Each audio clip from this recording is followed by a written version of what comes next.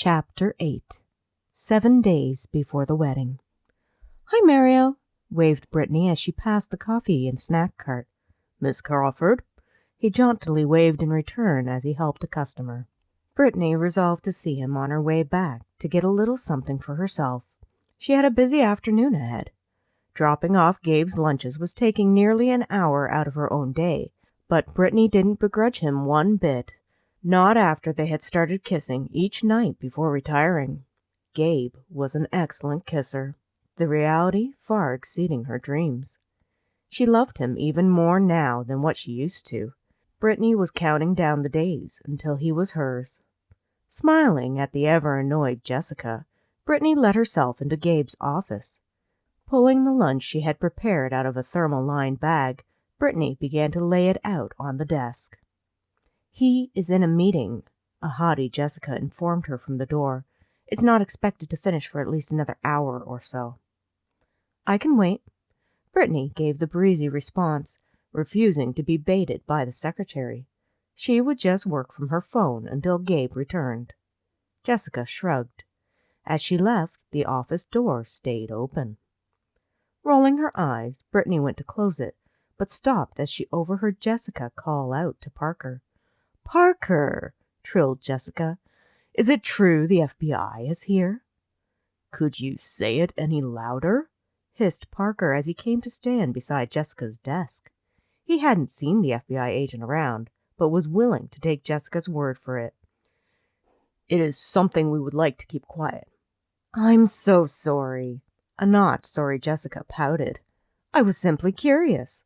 Gabe is talking to some man named Kepler right now." "Agent Kepler? I wonder what he wants," frowned Parker. "Maybe Gabe will bribe him, just like his father did," shrugged Jessica. "Dad didn't bribe anyone," growled Parker. "You don't know what you're talking about."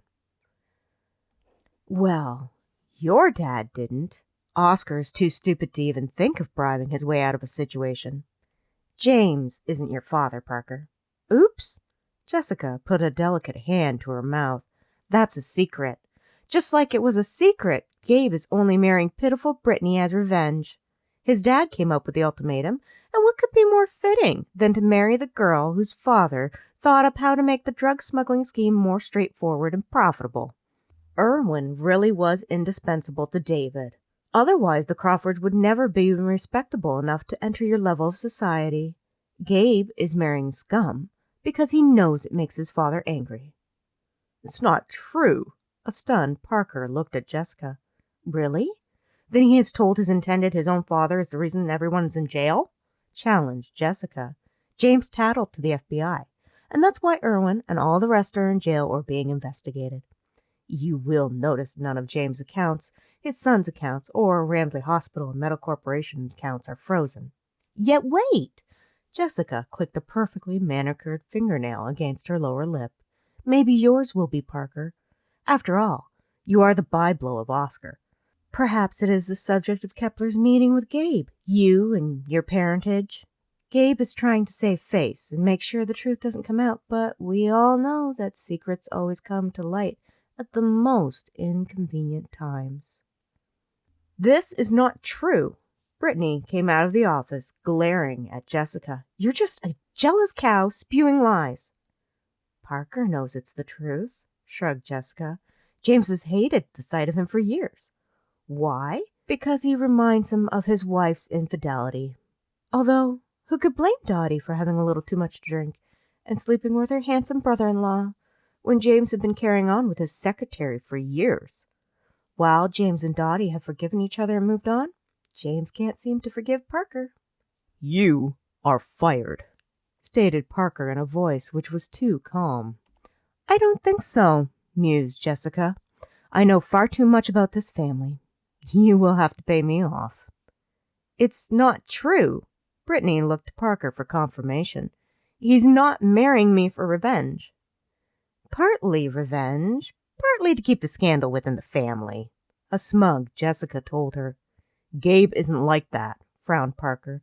"My brother and I talk about everything. I know him." Jessica looked at him with pity. "The same brother who lied to you about your father?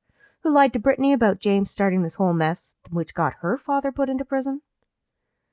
Britney stepped forward, grabbing Parker by the arm. Did James really get my dad put in prison?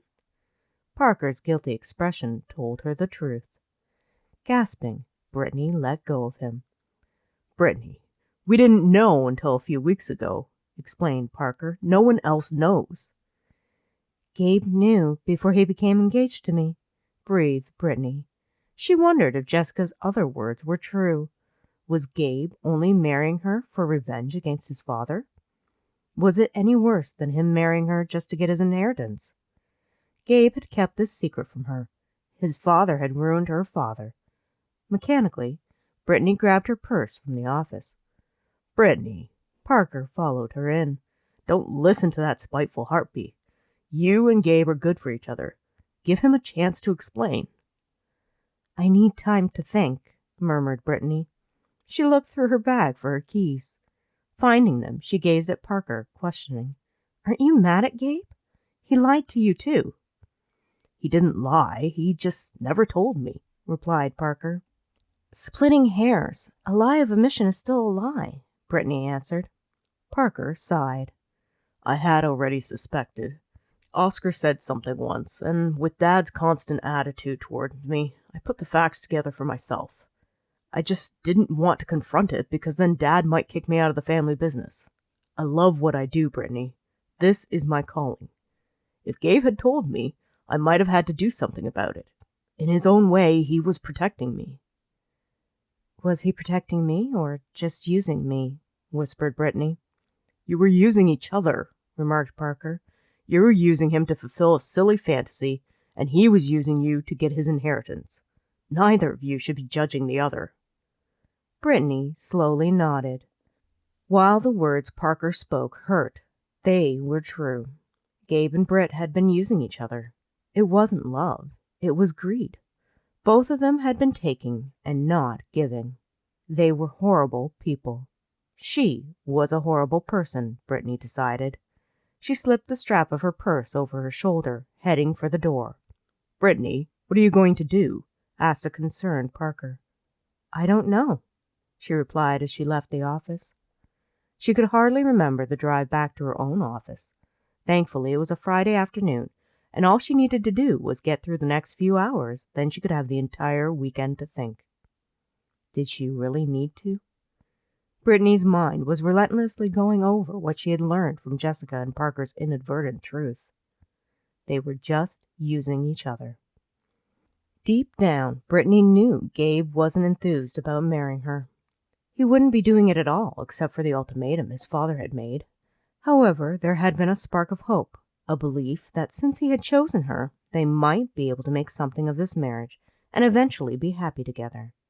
She had hoped in the weeks that they had been together, where she had forced him to spend time with her, he might start coming around to the idea they could make this marriage a success if only they tried hard enough. He hadn't changed at all. Then again, neither had she. Britney had been using him to fulfill a selfish dream which was never going to come true. Deep down, Britney had known this was the case. She had just hoped so hard, and for so long it was otherwise. It was her, not him, who was deluded into thinking otherwise.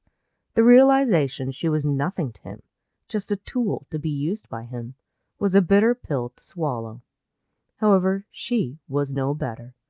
She was using him for a baby, for respectability, for acceptance into a society that had never accepted her. Any hope for a real marriage, a real relationship, was extinguished. For once, her heart didn't protest, and her mind didn't try to find a plausible excuse to explain away either of their actions. Britney felt an emptiness, knowing Gabe would never love her. Had she really loved him, or had her mind just fixated on what he represented to her? When had he become the be-all and end-all of her dreams? Why couldn't she find respectability, a family, and love without him? Why did she need Gabe to rescue her? She was just as bad as the helpless princess from her childhood, whining and waiting for the handsome prince to make everything right. It wasn't fair to put Gabe in that position. He didn't want it. Why couldn't she be enough just as she was? Britney wondered. Was she in love with Gabe, or just the dream he represented? Either way, it was past time to let him go. Britney picked up the phone on her desk, dialing her investment advisor, Rex Hudson. Not even waiting for his usual greeting, Britney got straight to the point. I want to purchase 1/4 of Ramsley Hospital Medical Corporation. I want to buy it at twice the going market rate on the condition Gabriel Ramsley will continue to maintain his current position of employment within the company. I know the board will have to approve the sale, hopefully without James Ramsley's input. I would also like you to make the board aware that I will be transferring the shares directly into Gabriel's name after the sale. I believe they will be more receptive to the idea if that is part of the sale. It needs to be done today. There was silence for a moment as Hudson absorbed all Britney had said. Are you sure about this, Britney? While Ramsley Pharmaceuticals and insurance stocks have taken a dip, the hotel and hospital stocks are still in good shape. Offering twice the market value is unheard of. It would be nearly equal your net worth. To put your entire fortune into your future husband's name isn't very secure for you. We're not getting married, Britney told him without much feeling. There was an empty void where feelings should be. She wondered if the emotions would come back, and if they did, would they hurt more than normal? Then you'll be nearly bankrupting yourself, warned Hudson. I know. Britney was impassive. It's my decision, Rex. Ignoring his protests, Britney hung up the phone. Sitting perfectly still, she wondered if she could go back to the day when she had met Gabe Ramsley and undo what had happened.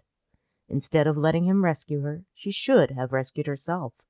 If she could, Britney would have saved herself a lifetime of heartache. Britney, the meeting's about to start. Tara poked her head in the office. Meeting? She echoed.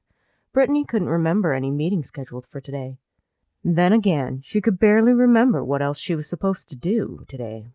Her brain was still focused on how she was going to get through life without Gabe, how she was going to endure. You know, the meeting, Tara motioned impatiently. Let's go.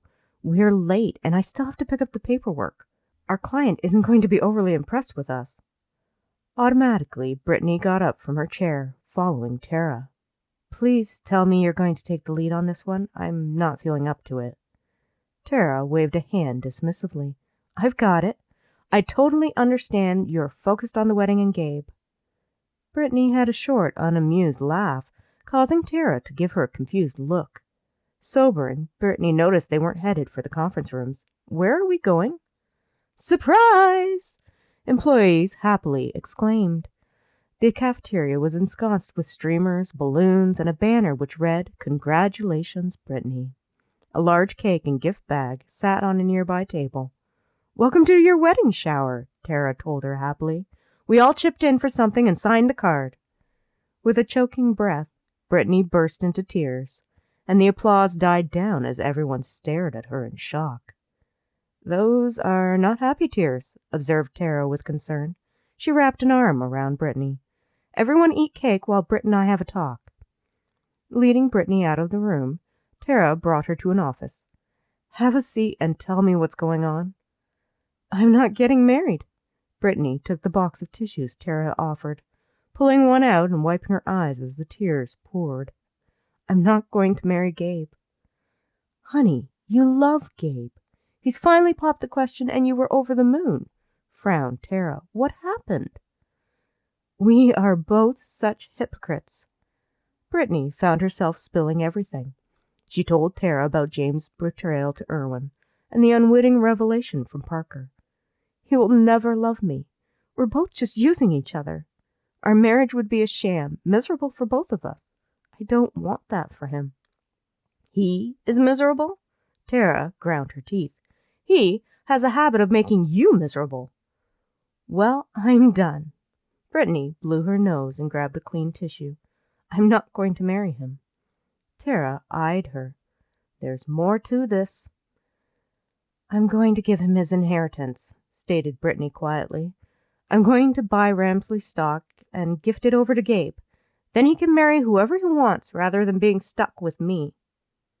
He doesn't deserve it, Britt, Tara said stoutly. Maybe not, Brittany shrugged morosely.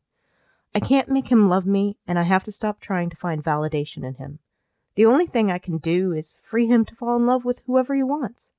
Then maybe he'll be happy. Tara shook her head in disbelief at Brittany's generosity. With a sigh, she hugged her friend, rubbing Brittany's back. I will cancel the bachelorette party tonight. Thank you, whispered Brittany. I'll have to return all the stuff I bought for the wedding. Plus the gifts, which have already arrived, should be sent back. I'll help you, Tara told her. She hesitated before asking, What about a baby? Brittany's voice was thick as the fresh tears came. I'm going to schedule the surgery. There's no point in waiting. I'm so sorry, Britt, murmured Tara. Me too. Brittany sniffled as she leaned against her friend. Monday, 5 days before the wedding. Gabe groaned as the chime from the doorbell continuously rung. Glancing at his watch, he realized it was 5 in the morning. His own alarm was set to go off in an hour. Grumbling, he stumbled out of bed, heading for the door. Brittany's door was still ajar. Gabe was surprised to see she hadn't come home. Yesterday he had surmised she was probably sleeping off the after-effects of her bachelorette party at her friend Tara's house. He felt a small measure of unease. Friday had not gone well. Jessica had disappeared sometime after lunch, and Parker had been in a foul mood before avoiding Gabe altogether. Thankfully, Brittany had left him lunch. Gabe had been ravenous after being grilled by board members who were worried about the news that accounts had been frozen for other Ramsley businesses. Gabe had spent until the late evening soothing their fears. He had bolted down Brittany's cold lunch and made his way home to fall into bed. The next day he had spent doing the same thing, quelling the fears of nervous investors so they wouldn't think of selling their shares. He had been in front of the press answering and dodging a lot of questions. Sunday had been a day to catch up on his regular work, and he had been surprised Brittany wasn't home yet. Once he even thought of calling her just to see if she was okay, but had decided against it. I'm coming, he yelled at the constant harping of the doorbell. Annoyed, Gabe flipped the locks and jerked the door open, only to be surprised to see a couple of moving guys and a cleaning lady. A man in a suit stood nearby. Gabe frowned as he took in the sight of them. We're here to clean out Miss Crawford's items, the cleaning lady said briskly. She held up a paper. I have a list of her belongings. Excuse me? Questioned Gabe, entirely confused. I don't understand. My name is Rex Hudson, the man in the suit introduced himself. If you could let us in, I'll explain everything. Why don't you just explain it now? Gabe stepped further into the hallway, crossing his arms across his chest and blocking the doorway. Hudson gave him a look of dislike before proffering a large envelope. Yesterday I was instructed to purchase 1/4 of Ramsley Hospital and Medical Corporation. I was successful in the acquisition. Those shares have been transferred into your name as a condition of sale. Gabe slowly took the envelope with surprise. You're saying someone bought out my share of the business and is giving it to me? Yes. I'm Miss Britney Crawford's investment advisor. We met with the majority of the board yesterday and convinced them to circumvent James Ramsley's stipulations on your inheritance. It was an emergency meeting with just enough members to pass the motion. Britney also preserved your position within the company. Tersely, Hudson informed Gabe. In this envelope are your shares of Ramsley HMC. Gabe slowly opened the envelope, sorting through the papers. He barely noticed the movers and cleaning lady had slipped past him during the distraction.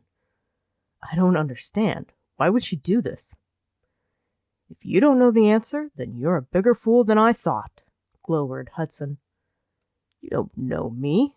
Gabe snapped his gaze back up from the paperwork in his hands to glare at the man before him. I would appreciate it if you didn't malign my character. Undeterred, Hudson took a step forward, pointing a finger at Gabe in anger. I know more about you than I ever wanted to. You are an unfeeling, self-absorbed prig who doesn't deserve Britt. Gabe narrowed his eyes as he contemplated the man before him. Didn't she date you in college? Is that what this is all about? You're jealous just because you don't measure up to me in her mind? Are you serious? Hudson had a short laugh before waving his left hand in Gabe's face. I'm married to her best friend, Tara. Britt's our friend. Maybe you would know that if you had bothered to be involved in her life, rather than just expecting her to exist in adoration in yours. I don't expect, sputtered Gabe. Really? Interrupted Hudson. What's her favorite color? What movies does she like to watch? How many kids does she want? Is she a dog or a cat person? How is any of this relevant? Gabe noticed a defensive tone creeping into his voice. He didn't like the way he felt defensive, which meant he disliked Hudson even more for making him feel inadequate. She knows all those answers about you, which proves you aren't worthy of her. Hudson responded in contempt.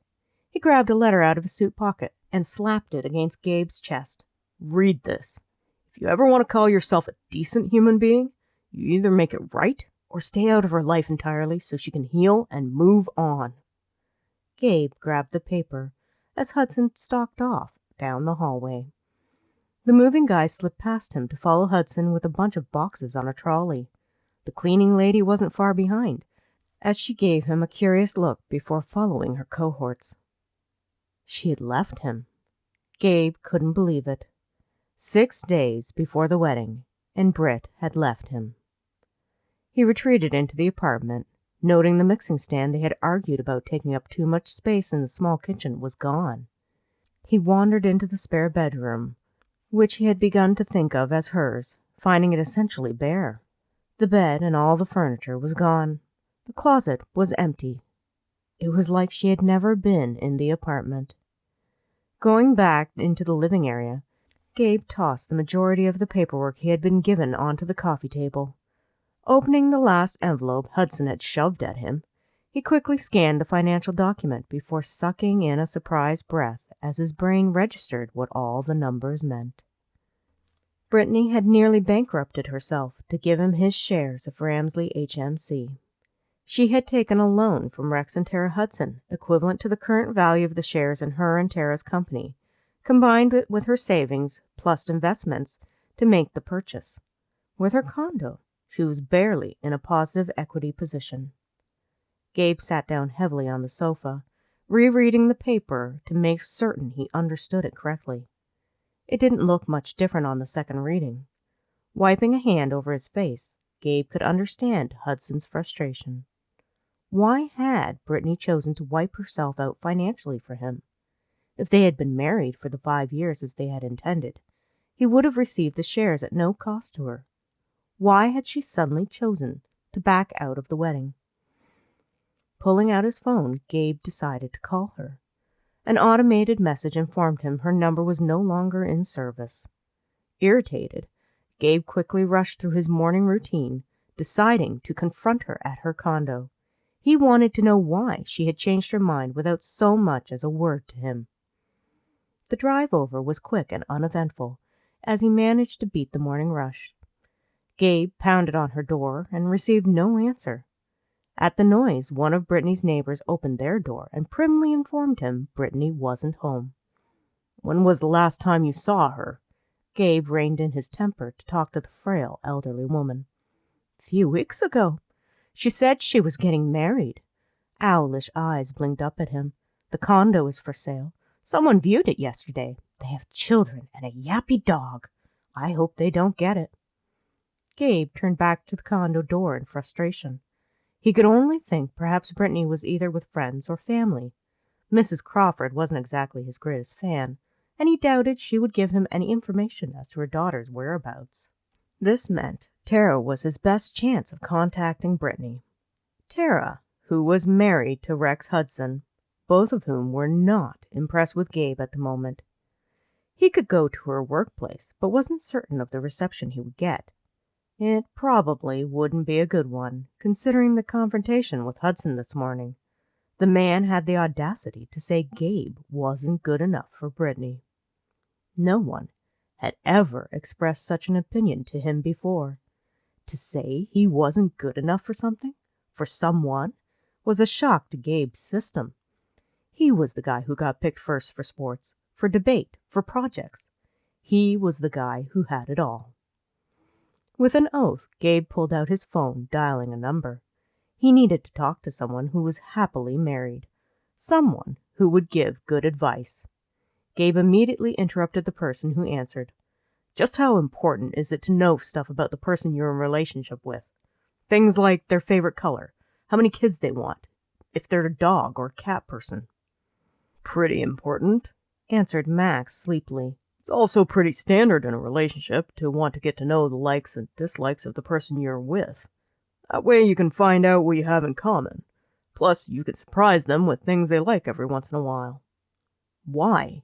Gabe frowned at the ugly picture on the hallway wall. He didn't like surprises. Surprises were often difficult situations. What would be the point? Because it's nice to give to the person you love? It makes you feel good to make her happy. Max's voice grew concerned. Trouble in paradise? Gabe rolled his eyes at the antiquated phrase. There was no paradise in his world. Brit's gone. Good for her, replied Max. Excuse me? Gabe snapped back, annoyed at Max's response. No offense, Gabe, but you're not exactly relationship material. You're a bit too self-orientated to do well with putting another person first, which is what you need to do in a successful relationship. Max warmed to the subject. For instance, I love my job. It's the best job I have ever had, despite the paperwork pain and dealing with the city council on occasion. I get to blow things up, which is every guy's fantasy. Now, if Paget were to tell me we are not making enough money and the boys need to go to Harvard or some other expensive college, I would quit my job and work some other job I hate to make her happy. Because I know she loves her broadcasting job and I'm not going to make her give it up. I would make myself miserable at work if that's what it would take to make her happy. Fortunately, Paget loves me and would never ask me to give up what I love to do for work. You just called me selfish. Gabe glared at the picture since he couldn't glare at Max. Is that all what you got out of what I just said? Questioned Max. Being in a relationship means loving the other person, putting their feelings, wants, and needs first. If it's an equal relationship, your girl will do the same for you. If you can't do that, you don't deserve to be in a relationship. So you don't think I can put Brit first? Challenged Gabe. Honestly? Max's tone was doubtful. The way you treat her is like an afterthought. You don't want to be with her, but you don't want anyone else to have her either. It's a rough place to put her. It's borderline abuse. What is that supposed to mean? Gabe didn't like what Max was saying at all. You could have let her go a long time ago, Max told him. Instead, any time she happened to date someone, you showed up to give her just enough attention so she dumped the other guy. Then, when she was focused on hoping you would finally ask her out, you left her in the cold. It's cruel. I didn't, protested Gabe. Tom Milford. Max put out a name. It wasn't any good for her, Gabe ground out. He was seeing another girl on the side. Charles Thames, responded Max. Who dates a guy named Chuck? Said Gabe dismissively. Elton Whiteman. Max kept speaking before Gabe could interrupt. They had a lot in common. He was very sweet on her. He made laminated life plans. Gabe spoke in derision. What sort of nerd does that? He penciled Brit in for marriage 7 years down the road like it was a dentist appointment. Brit makes life plans, a quiet Max told him, and if you would let her go, she and Elton might have been happy with their 2 planned kids by now. I didn't interfere, Gabe floundered a little. You did interfere, reiterated Max. You have interfered every single time. I didn't, Gabe protested uncertainly with a frown. Did I? Yep, Max confirmed it. Even when you and Britney were avoiding each other, you still knew exactly who she was and wasn't dating. Honestly, I think you've been just as obsessed with her as she is with you. You just didn't want to admit you might have feelings for her. Now Max was out of line and going too far. Gabe leaned against the wall. I am not obsessed with Britney Crawford. Then why couldn't you let Marshall propose to her? Wondered Max. How do you know about Marshall proposing? Questioned Gabe. He looked down to see a piece of paper sticking out from under her door. It bore the logo of Mercy Hospital on the corner of it. Frowning, Gabe crouched down to coax it out between the plush carpet and the door without tearing it. Parker told me, Max informed him. Look, either let her go and let her be happy with some other guy, or man up and admit you're in love with her. If you go after her, you're going to have to prove for the first time in your life you're willing to put her first. I am not in love with her, protested Gabe to empty air as he realized Max had hung up on him. Annoyed, he put his phone away and straightened to tear open the envelope, then unfold the letter he had found beneath Britney's door. Backdated by 2 weeks, it was a formal protest from Britney's doctor about her decision to have a child, citing the risks of not going ahead with a hysterectomy immediately. Her doctor warned the cancer, while currently contained, may spread and cause further surgical and medical procedures necessary, possibly even threatening her life. While her ability to carry a healthy baby to term was not in question, the likelihood of immediate conception was doubtful, and further delay of the surgery to remove the cancer was inadvisable. Britney had cancer. Her doctor wanted to remove it. She had known before she accepted his proposal. Paling, Gabe put the letter in his pocket. His dad had cancer and was dying. It was a scary disease. Gabe didn't like the thought that Britney had it. It brought an unwelcome sense of fear he wasn't quite ready to deal with. Worry gnawed at him. Britt could die. He didn't even want to explore the thought. Gabe had been so worried about the risks of losing his job, he had never once thought he would lose her. What would become of him if she died and left him with a baby? He couldn't do it alone. Gabe had no idea how to be the sort of father Britt expected he would be with their kid. The realization came swift and hard. Gabe didn't want to lose her. Ever. He didn't want to imagine a life without Britney irritating him about something. Less than a month ago, Gabe would have scoffed at the idea, but somehow his fiancée had woven her way into his life. Taking somebody's mail is a federal offense, the old lady informed him as she waited in her doorway, openly eavesdropping. Ignoring the old busybody, Gabe strode past her for the elevators. He needed to see Britney. The most likely place to find her would be Britney's place of work. If she wasn't there, then Tara would know where she was. He would just have to convince Tara to tell him, which would be easier said than done, since she didn't particularly like him. Once at the office, Gabe confirmed Britney wasn't in before heading directly for Tara's office. He ignored the secretary's protests that he didn't have an appointment and walked right past her, closing the office door behind him. Gabe tossed the doctor's letter onto Tara's desk before having a seat without invitation. Why didn't she tell me? Good morning, Gabe, remonstrated Tara as she picked up the letter to read it. Why don't you have a seat? She left me, Gabe said shortly. She's not in the office, and now I find out about this. I want to talk to her about it. Why? Tara tilted her head to study him like he was some kind of exotic bug she didn't particularly like. Why talk to her about it? You have gotten what you wanted. Your inheritance and job are secure. You don't even have to marry the girl you despise. It's a win for you. I don't despise her. His tone of voice was impatient.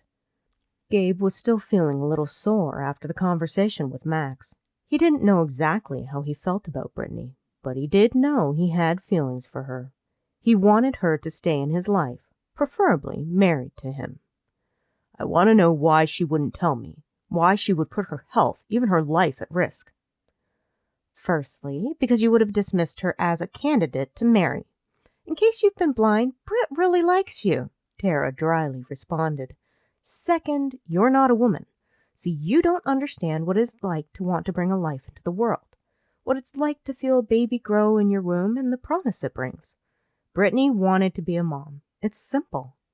Her doctor advises against it.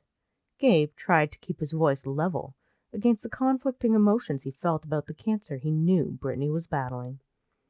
She knew the risks, and she felt it was worth it, Tara informed him.